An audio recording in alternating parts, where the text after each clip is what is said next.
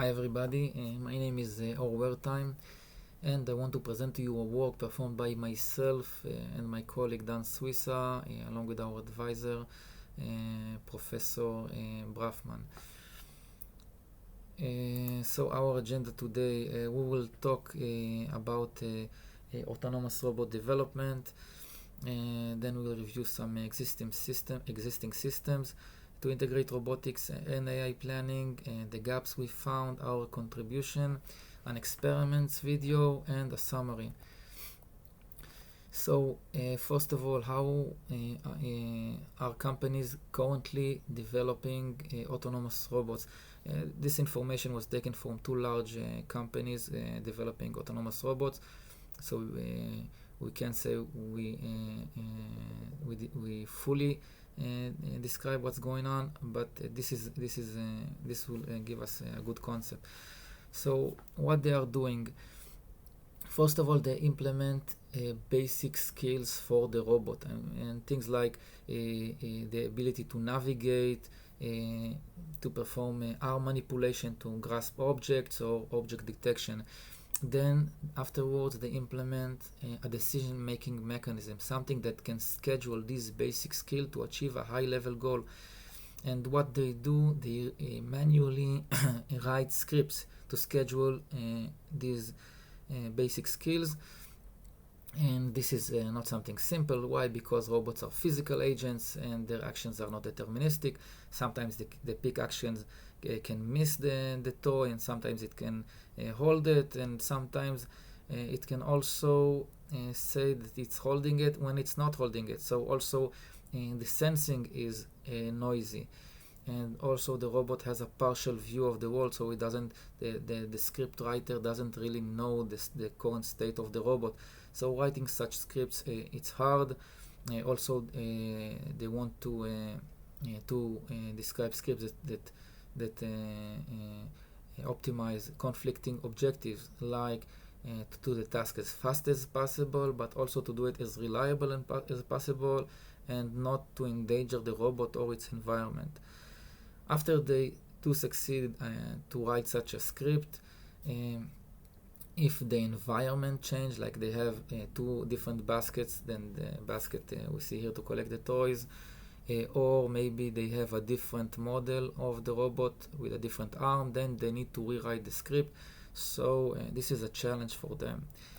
And our question is, why not use AI planning? They can just describe the planning problem, and it will auto-generate the script to schedule the basic skills. If something changes, just change the planning problem description. But they don't use it. Why? Because it requires a significant integration effort, as will be explained. Our task is making AI planning accessible for robotic engineers. We want them to actually use AI planning for real problems. To do so, the first thing we need to decide is the formalism that we use to describe our planning problem. There are different formalism, and we need to decide what are the important things for us when we want to describe a problem in robotics. And what we think is that we want that the actions will be probabilistic, and to support partial observability and noisy sensing. We also want to be able to support concurrent actions, to apply two actions at the same time. And the planning model that we think is the most appropriate is partially observable Markov decision processes, POMDPs. They don't support concurrent actions, but they do support all the rest. These algorithms can schedule basic skills when the agent is not fully aware of the current state. It only maintains a belief state, which is a distribution over possible states. Then it can apply probabilistic actions, and to receive an observation, the outcome when activating the basic skill, and this will only update the belief state. It will not deterministically set the state, the belief state. So this is good, as we think. So the next thing we need to think about is how will the robot engineer describe his planning problem. So there is the option of exhaustively describing the problem, but this is not scalable. It will straight away the state space can jump to large numbers. So what do people actually do? They use action description languages to describe the planning problem. And in here we see an example of RDDL. It's a very expressive language. You can use if-else conditions to describe how the skill affects the world. And you can also use sampling from common distributions like Bernoulli to describe probabilistic actions. So this is a nice solution. But we have a claim. We think that current action description languages, they are not expressive enough for robotic domains. And I will give two examples, but they show a deeper problem. Let's say this is called the wildfire domain. And let's say that I want to describe an external event in the environment that I want to continuously sample a random cell until I will sample such a cell which is not currently burning and it has fuel in it, and then I want it to start burning, and this event will terminate. This is not something I can do in RDDL. Why? Because the very known and basic control structure called a while loop, they don't support it, but this is necessary to describe real-world problem like we have in robotics. The second example is in this domain the fire can spread to neighboring cells, but what if I want to describe that the fire can spread to different changing cells? Maybe I want that my neighboring cells, it will be a linked list. Sometimes it will be one cell, maybe during execution it will be 2 and 3 cells, and it will change. This is not something I can describe in RDDL or in other action description languages. So we have the expressiveness gap, and also there is an abstraction gap. When I want to decide an action I want to perform, the planning models, they are too abstract to define how I want to activate a specific basic skill on the robot. So they will still need to implement something to translate between the two. It's another gap. What we think is needed, we saw that probabilistic programming language, they can compactly describe complex probabilistic models, and we think that an action description language powered by a general purpose programming language is required so that engineers can describe their planning domain in a flexible way. More specifically, we are talking about C++. C++ is used for years to solve real problems by engineers. It is also widely used in robotics to implement basic skills. C++ has a large set of implemented code for constructing and manipulating data structures, and we think it's a good choice also to describe the planning problem, not only to implement the basic skills. What are the available systems today when you want to integrate your implemented basic skills with AI planning? So first of all, there is ROSplan. ROSplan, in its the first implementation, it supports PDDL. PDDL is a formalism to describe deterministic actions. So if you describe your problem this way and something unexpected happened, then you need to perform replanning. And also you can't reason about probabilistic actions, so this is a limitation. They also have an extension for RDDL. RDDL, as we saw, it can describe probabilistic actions, so this is very good. But ROSplan has a limitation that they don't support partial or noisy sensing. So if you are receiving a noisy observation of the world, then you will not you will plan on when you are counting on a state which is not the real state of the world, and you are not even reasoning or thinking about other possible states. So this is a limitation. We experimented with ROS plan, and it requires significant integration effort, and in general we think it's a good system, but it has its drawbacks. There is the CLIPS executive. The CLIPS executive has a high level predefined plan in the form of a goal tree for goal reasoning, and every goal that you want to pursue, they are applying a PDDL planner, and by the execution of the plan generated by this planner, then they know how to traverse in the tree and then to pursue the next goal. This is a very good systems that won also competitions. And so there is the skill-based architecture. They propose a formal language to specify robotic skills. They can auto-generate code that assists the integration phase, but the user still need to write code to stitch the system to the basic skills. And they also use PDDL, which is not probabilistics. So the gaps we found, we think that current ADLs, they are not expressive enough for real-world robotic problems. We saw that there is an abstraction gap between low-level code and models used for AI planning. And also the available system, they require to write code that stitches the basic skills to the system, and this is an additional integration effort for the engineers. Current systems, they use planning models.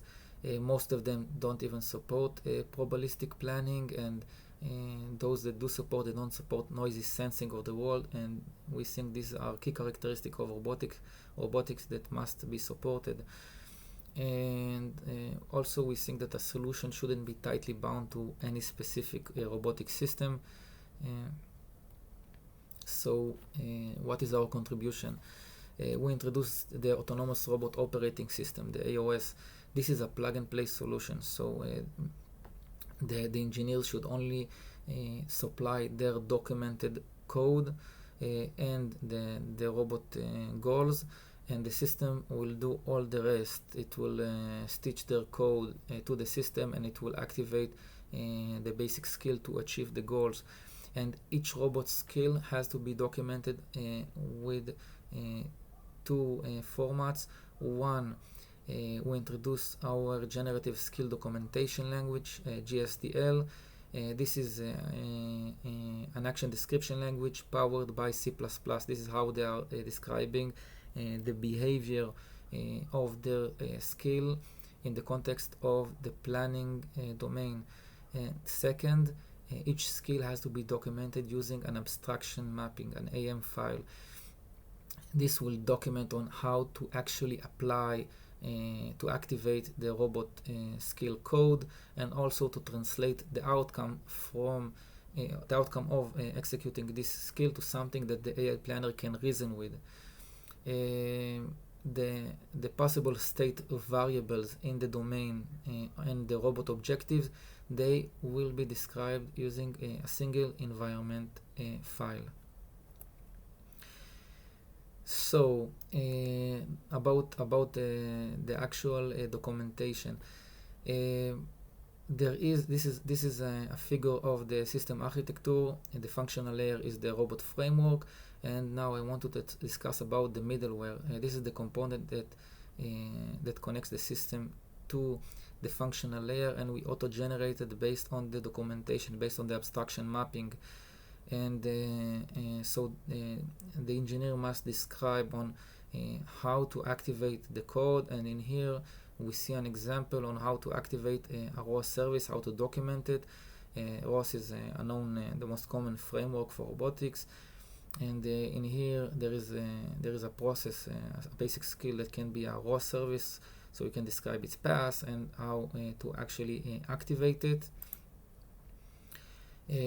Also, it needs to document on how to translate the outcome of the action to something the AI planner can reason with. So in here we can see that there are two possible responses, two possible outcomes. One is that the skill can succeed, and the other one it can fail, and it can describe a condition in Python on how on whether this skill will be successful or not. And this can use local variables like this goal reached, and how does these local variables are defined. So local variables, it's a concept we introduce, and local variables, they can receive their value either from the response of the skill code when you are applying this code, and also they can receive their value from the abstract model used for planning for values of high level action parameters. And also these local variables can receive information from the changes in public data published in the robot framework. And in here we see the goal reach local variable that listens to a ROS topic. It's information sent from a process in ROS, and you can describe here like the initial value and how the value will change based on changes of this ROS topic, the messages it sends. So in here also in Python you can describe a function, and when this skill execution ends, then you can describe the outcome returned to the AI planner based on this goal reached value. And also the user needs to describe the high level behavior using in the JSDL file. It can describe the transition function, the reward model, and the observation model. And in here we can see that the robot discrete location, it can be in a 10%. We are sampling from a Bernoulli distribution. 10% that this description location will be -1, like the robot will lose its orientation, or it will reach its desired location. This is C++ syntax. And also you can describe the reward or the cost when applying this action, and in here we describe the distance function to where you want to navigate, and you can describe the observation model, and in here you can describe a noisy sensing, like this action failed, and so 80% of the chance of the times it will say it failed, otherwise it will say it's successful. So we describe noisy observation here. Let's look at an experiment. In here we see our Panda robotic arm, and we did a tic-tac-toe experiment to see how the integration is easy. We implemented two basic skills. One is that the robot can draw a circle in each one of the tic-tac-toe cells, and the other one, it can detect changes in the board. So we documented the two basic skills, and in the environment file we wrote what are the desired states that the robot wants to win, and the undesired states that it loses, or when it's a tie. And we see that it's acting in a sensible way. Now these are deterministic actions, so it's easier to document, but we saw it was very easy to perform this experiment. To document it and to run the experiment, it took us 1 day, so it's very fast. This is an experiment with a simulation of an armadillo robot. We have a real one in the lab, and in here the actions, they are probabilistic. There is the pick action. The robot can miss the can can drop, or it can pick the can, but also the sensing is noisy.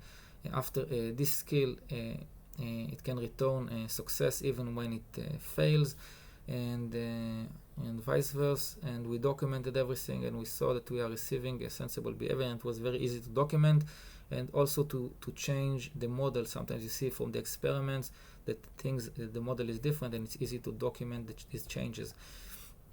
So to conclude, we introduced the AOS. It's a plug-and-play solution for task-level autonomy.